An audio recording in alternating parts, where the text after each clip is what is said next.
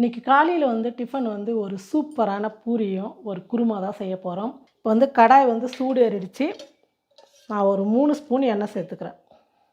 எண்ணெய் காஞ்சிடுச்சு. சின்னதாக ஒரு பிரியாணி இலை, ஒரு 1/4 டீஸ்பூன் வந்து சீரகம், 3 பச்சை மிளகா பொடியாக நறுக்கிக்கிட்டேன். இஞ்சி வந்து நம்ம கட் பண்ணி போட்டால் பல்லுக்கு அடிப்படுன்னு சரியாக சாப்பிட மாட்டாங்க. அதனால் வந்து துருவிக்கிட்டேன் நான். நல்லா 1 இன்ச்சு வந்து துருவிக்கிட்டேன். ஒரு 10 பல்லு பூண்டும் அதே வந்து நம்ம கேரட் துருவதுலேயே வந்து அதுவும் துருவி எடுத்துக்கிட்டேன் பொடியாக. இஞ்சி பூண்டு பேஸ்ட்டும் சேர்த்துக்கலாம். ஆனால் இந்த மாதிரி சேர்த்திங்கன்னா நல்லா வாசனையாக மணமாக நல்லாயிருக்கும். பச்சை மிளகாய், இஞ்சி, பூண்டு எல்லாம் நல்லா வதங்கிடுச்சு. பச்சை மிளகாய் சேர்த்ததுனால நான் மிளகாத்தூள் வந்து 1/2 டீஸ்பூன் சேர்த்துக்கிறேன். தனியாத்தூள் 1 ஸ்பூன், மஞ்சள் தூள் 1/4 ஸ்பூன். ஒரு 30 செகண்டுக்கு வந்து இதை நல்லா வதங்கட்டும். மசாலாலாம் ஒரு 30 செகண்ட் வந்து நல்லா வதங்கிடுச்சு. 3 தக்காளி வந்து பேஸ்ட்டு அரைச்சி வச்சுக்கிறேன். இந்த தக்காளி பேஸ்ட்டு சேர்த்துக்கலாம். ஒரு 2 ஸ்பூன் தண்ணி சேர்த்து இந்த தக்காளி விழுது அலசி ஊற்றிக்கிறேன். இப்போ தக்காளியோட பச்சை வாசனை போகிற அளவுக்கு நல்லா வதங்கட்டும். பாருங்கள், தக்காளி சேர்த்து நல்லா வதங்கிடுச்சு. இப்போ இந்த குருமாவுக்கு தேவையான அளவுக்கு உப்பு சேர்த்துக்கிறேன். அது கூடவே 2 டீஸ்பூன் வந்து தயிர் சேர்த்துக்கிறேன். தயிர் சேர்த்ததுக்கப்புறம் நல்லா கலந்து விட்டு விடுங்க. கட்டி இல்லாமல் கலந்து விடுங்க. நீங்கள் ஃபஸ்ட்டாக தயிர் ஊற்றுறதுக்கு முன்னே வந்து நல்லா அடிச்சுட்டு ஊற்றிடுங்க. நான் அப்படியே ஊற்றுறதுனால கொஞ்சம் கட்டி கட்டியாக இருக்குது. நல்லா வெண்ணெய் மாதிரி ஸ்பூன் வச்சு அடிச்சிட்டிங்கன்னா நைஸாக இருக்கும். இந்த மாதிரி வந்து தயிர் தெரியாது. இப்போ இந்த பக்கம் வந்து நான் பச்சை பட்டாணி 1 கப் எடுத்து வேக வச்சுக்கிட்டேன். பாருங்கள், இப்படி அழுத்துனா நல்லா மசியணும். இந்த தண்ணியோடு நம்ம சேர்த்துடலாம். நீங்கள் இப்போ அப்படியே கூட பச்சையாக கூட போட்டு நீங்கள் பண்ணிக்கலாம். இல்லைனா காஞ்சதாக இருந்தால் நைட்டு ஊற வச்சுட்டு காலையில் செய்கிறதா இருந்தால் வேக வச்சுட்டு பண்ணிக்கலாம். நம்ம பச்சை பட்டாணியாக இருந்தால் கூட ஒரு முறை வேக வச்சுட்டு அந்த தண்ணியோடு ஊற்றி கொதிக்க வைக்கும் போது சீக்கிரமாக வேலை ஆகிடும். அதனால தான் நான் இந்த பக்கம் தாளிக்கும் போது அந்த பக்கம் வந்து பட்டாணி வந்து வேக வச்சுக்கிட்டேன். நல்லா கொதிக்கிட்டோம். ஒரு 2-3 நிமிஷம் வந்து கொதிக்கிட்டோம். அதுக்குள்ளே வந்து நம்ம கொஞ்சம் தேங்காய் வந்து விழுது அரைச்சிக்கலாம். பட்டாணி குருமாவுக்கு நம்ம வந்து தேங்காய் விழுது அரைச்சிக்கலாம்.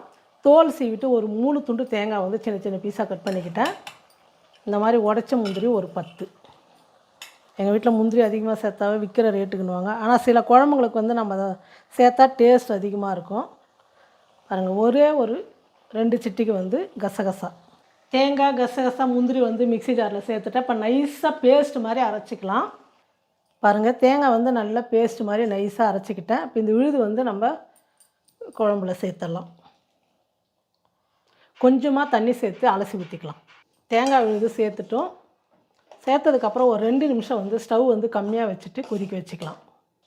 பாருங்கள், பட்டாணி குருமா வந்து ரெடி ஆகிடுச்சு. வெறும் பட்டாணி வச்சு ஒரு சூப்பரான குருமா பூரிக்கு வந்து செஞ்சாச்சு. பட்டாணிக்கு ரொம்ப கம்மியாக கிடைக்கும் போது இந்த மாதிரி நம்ம என்னென்ன வேணுமோ செஞ்சு சாப்பிட்டுக்கலாம் சூப்பராக.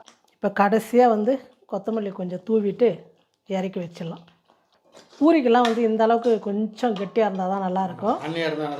ஆமாம். இப்போ ஸ்டவ் ஆஃப் பண்ணிடுறேன். இப்போ நம்ம பூரி செஞ்சுக்கலாம். அப்பாவுக்கு பசிக்கிற மாதிரி சீக்கிரம்ன்றார். டைம் 9 ஆகுது. இப்போ நம்ம வந்து பச்சை பட்டாணி குருமா ரெடி பண்ணி வச்சிட்டோம். இப்போ வந்து பூரிக்கு மாவு பிசைஞ்சுக்கலாம். பூரிக்கு வந்து நம்ம உடனே மாவு பிசைஞ்சு பூரி செய்யணும். சப்பாத்தி மாதிரி பிசைஞ்சு வச்சுட்டு நல்லா சாப்பிட்டானதுக்கப்புறம் நம்ம பூரி செஞ்சால் எண்ணெய் குடிச்சிடும். அதனால் இப்போ நம்ம குழம்பு ரெடி பண்ணிட்டு பூரி செய்ய போகிறோம். நான் வந்து இந்த கப்பில் 2 கப்பு கோதுமை மாவு எடுத்துக்கிறேன். 2 ஸ்பூன் வந்து ரவை வந்து நல்லா கொஞ்சம் பூரி வந்து நமுத்து போகாமல் நல்லா அப்படியே உப்பலாக இருக்குன்றதுனால ரவை சேர்க்குறோம். ஒரு 3/4 ஸ்பூன் வந்து சர்க்கரை சேர்த்துக்கிறேன். ஏன்னு பார்த்தீங்கன்னா பூரி வந்து கலராக இருக்கும், அதனால சர்க்கரை சேர்த்துக்கிறேன். கொஞ்சமாக ஒரு 1/4 டீஸ்பூன் உப்பு சேர்த்துக்கிறேன். எண்ணெய் 1 ஸ்பூன் சேர்த்துக்கலாம். கம்மியாக இருக்கிறதுனால 1 ஸ்பூன் எண்ணெய் சேர்த்துக்கிறேன். சப்பாத்தியோட பூரிக்கு வந்து மாவு கொஞ்சம் கெட்டியாக இருக்கணும். தண்ணி சேர்த்து நான் நல்லா கெட்டியாக பிசைஞ்சிக்கிறேன். எண்ணெய் வந்து ஒரு பக்கம் ஊற்றி வச்சுட்டு எண்ணெய் காயத்துக்குள்ளே நம்ம வந்து பூரி வந்து தேய்ச்சிக்கலாம். ஒரே அளவாக சைஸாக வேணும்னா இந்த மாதிரி பண்ணிவிட்டு சின்ன சின்னதாக கட் பண்ணிக்கலாம். நான் எண்ணெய் ஊற்றி வச்சுக்கிற கடாய் பார்த்திங்கன்னா குட்டி குட்டியாக பூரி போட்டால் தான் தேவை முடியும். இல்லைனா எண்ணெய் வந்து நிறையா சேர்க்க வேண்டியதாகுது. இது மாதிரி நல்லா பண்ணிவிட்டு சின்ன சின்ன பீஸாக கட் பண்ணிக்கலாம். எல்லாம் உருண்டை பண்ணி போட்டால் டக்கு டக்குன்னு தேய்ச்சி ஒரு 10 பூரி வச்சுட்டு நம்ம தேய்ச்சிக்கலாம். இந்த மாதிரி உருண்டை பண்ணிவிட்டு கையில் ஒரு அழுத்திட்டு மாவில் போட்டு இப்படி பண்ணிட்டிங்கன்னா போதும். அதுக்கப்புறம் நம்ம மாவே போட வேண்டியதில்லை. 2 பக்கமும் நல்லா தேய்ச்சிட்டு அந்த மாவுலேயே நம்ம பூரி வந்து தேய்ச்சிக்கலாம். எண்ணெய் காஞ்சிடுச்சான்னு இப்படி கை வச்சா அந்த ஆவி வந்து நம்ம கை கடிக்கணும். அப்போ எண்ணெய் நல்லா காஞ்சிடுச்சு. பூரிக்கெலாம் வந்து எண்ணெய் நல்லா காயணும். இப்போ வந்து நான் எண்ணெயில் வந்து போட்டுறேன். போட்டு கரண்டியில் வந்து இப்படி அமுத்தி விடுங்க. அப்போ தான் நல்லா உடனே எழும்பும்.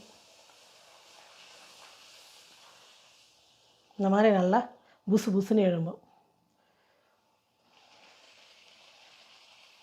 நம்ம சர்க்கரை சேர்த்ததுனால பூரி பாருங்கள் கலர் வந்து எந்த அளவுக்கு வந்திருக்குன்னு.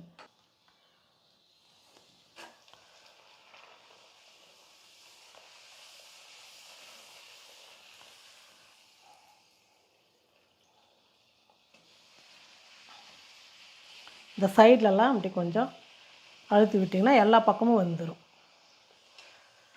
இதே மாதிரி நம்ம எல்லா பூரியை வந்து சுட்டு எடுத்துடலாம். கரெக்டாக 10 பூரி. எனக்கு ஒரு 4, உங்களுக்கு ஒரு 6. ஏன்னா குட்டி குட்டியாக இருக்குதுல்ல, அதனால் உங்களுக்கு 6.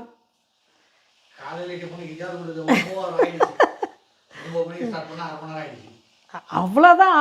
2 செய்யணுன்னா அவ்வளோ டைம் கூட எடுக்காதா? நம்ம ரவை சேர்த்ததுனால பூரி பாருங்கள் எப்படி இருக்குன்னு சொல்லிட்டு. ஒன்றுமே ஆகாது. அழகாக அடக்கி கொடுக்கலாம். அப்போ தான் திட்டாமல் இருப்பாங்கள்ல. உங்களுக்கு கொஞ்சமாகவே ஊற்றுறேன்.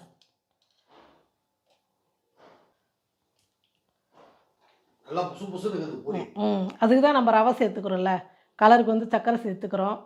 அப்படியே இருக்கும். ஏன்னா கெஸ்ட்டுக்கு வந்தால் சூடாக ஒன்றுனா சுட்டு போட முடியாது. இந்த மாதிரி சேர்த்து நீங்கள் வந்து இந்த டிப்ஸ் வந்து யூஸ் பண்ணுங்கள். பூரி வந்து ரொம்ப நல்லாயிருக்கும். அப்படியே இப்போ நான் உங்களுக்கு சாப்பிட்டு காமிக்கிறேன். பூரி கூட பாருங்களேன், ஜவ் மாதிரியே இல்லை, அப்படியே புட்டா பூ மாதிரி வருது. சூப்பராக இருக்குது. நீங்கள் தயிர் மட்டும் கொஞ்சம் கடைஞ்சிக்கங்க. நான் வந்து அப்படியே கட்டி கட்டியாக போட்டதுனால கொஞ்சம் வெள்ளை உருண்டையாக இருக்குது. அதுவும் சொல்லிடணும்ல நமக்கு. நீங்கள் ஃபஸ்ட்டே நல்லா மோர் அடிக்கிற மாதிரி நல்லா மிக்ஸ் பண்ணிட்டீங்கன்னா கட்டி இல்லாமல் இருக்கும், சூப்பராக இருக்கும். பூரிக்கு இந்த குருமா ரொம்ப நல்லா இருக்குது. வெறும் பச்சை பட்டாணி வச்சு நம்ம வீட்டில் ஃப்ரெஷ்ஷாக கிடைக்கலையா, நைட்டே ஊற வச்சுடுங்க. அதை வேக வச்சுட்டு இந்த மாதிரி பண்ணிங்க, ரொம்ப நல்லாயிருக்கும், சூப்பராக இருக்குது. நீங்களும் இதே மாதிரி பூரி குருமா செஞ்சு பார்த்துட்டு எப்படி இருக்குன்னு சொல்லிட்டு மறக்காமல் கமெண்ட் பண்ணுங்கள், ஷேர் பண்ணுங்கள். நன்றி.